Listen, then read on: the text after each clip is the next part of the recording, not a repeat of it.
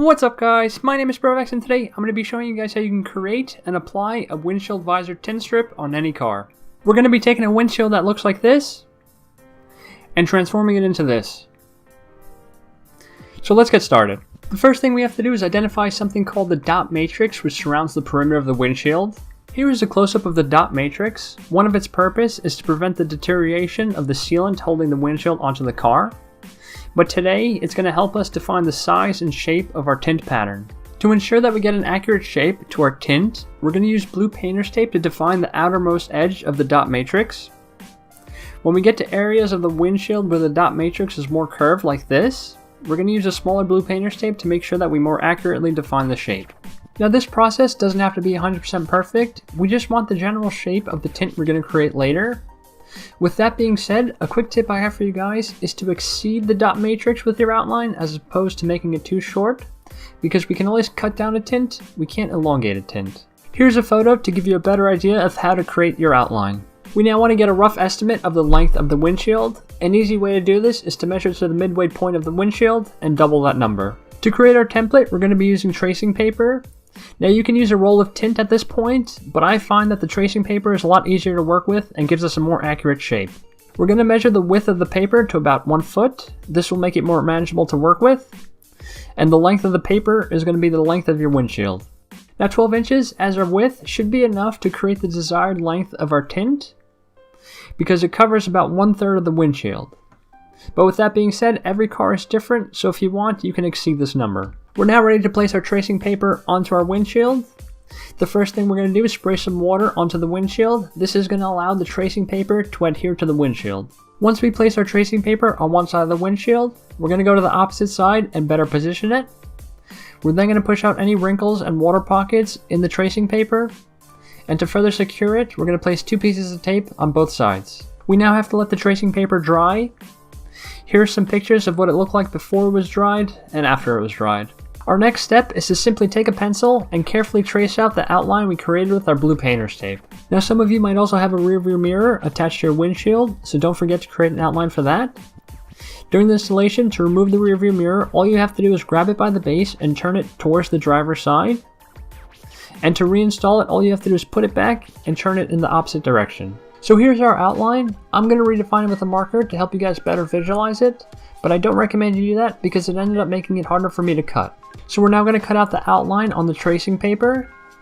With that all done, what we have to do is take the 2 peaks of our tracing paper and make sure that they're on the same line, just like this. We can now define the desired length of our tint. To do this, we have to go to each peak of our tracing paper and measure out our desired length. I went about 5.5 inches. Once each point is marked out, you can use a straight edge ruler and create a straight line. We also want to go back and double check to make sure that each side of our template is the same length. In this case it was. With that all done, we can now cut the line we created.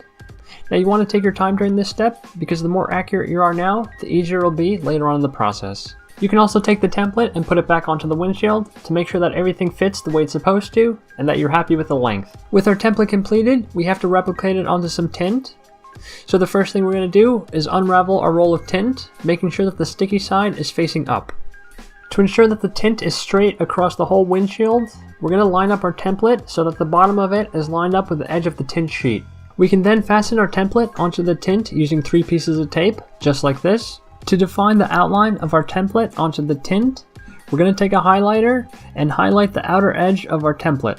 Now because this is the sticky side of the tint, we're not worried about damaging it with a marker because there's a film on top of it that will have to be removed prior to installation. Here's what the outline looked like on the tint. Our last step is to cut the outline we created onto the tint. What I recommend you guys do first is cut around the outline to make the tint more manageable to work with. Then you can take your time and cut the outline itself. With our tint now created, we're ready to install it. Now I'm going to be using techniques from one of my previous videos, which I'll leave a link to in the description below. So we're generally going to go over the steps required to install this. So what we're first going to do is wet the windshield. We're then going to take our tint and place it on top. We're going to correctly position it onto the windshield. What you'll notice after you do this is that fingers start forming, and this happens because the tint is flat while the windshield is curved. So we have to get the tint to take the shape of the curved windshield. To do this, what we have to do is take a squeegee and a heat gun and eliminate all the fingers that are forming in the tint, just like this. Here's a picture of the tint before the fingers were removed, and here's a picture after. With that all done, our last step before we start installing the tint is to clean the inside of the windshield. This is easily done with some cleaning solution and a razor blade. With the inside of our windshield now clean, we're ready to start applying the tint.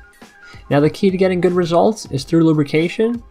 So we're going to take our application solution and thoroughly wet the inside of the windshield. We're then going to go to our tint and remove the protective film exposing the adhesive side, all while thoroughly applying application solution. We're then going to take our tint and move it from the outside of the windshield to the inside of the windshield, and again thoroughly applying application solution. With our tint and windshield well lubricated, we can correctly position all sides of the tint onto the windshield.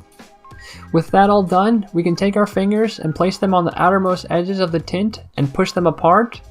This will get rid of any air voids inside the tint. With the tint correctly positioned, we're going to take a squeegee and remove all the solution from inside the tint. After a few passes with the squeegee over the tint, we're going to wipe everything down and follow it up with a heat gun. It will take about 48 hours for the tint to fully adhere to the windshield. During that time you might notice some bubbles in the tint. That's totally fine, those will go away as the tint dries. Here are some videos and photos of the final results. I hope you guys enjoyed this video. If you guys have any questions or any suggestions for future videos, just leave it in the comment section below and I'll be sure to answer. This is Brovax, thanks for watching.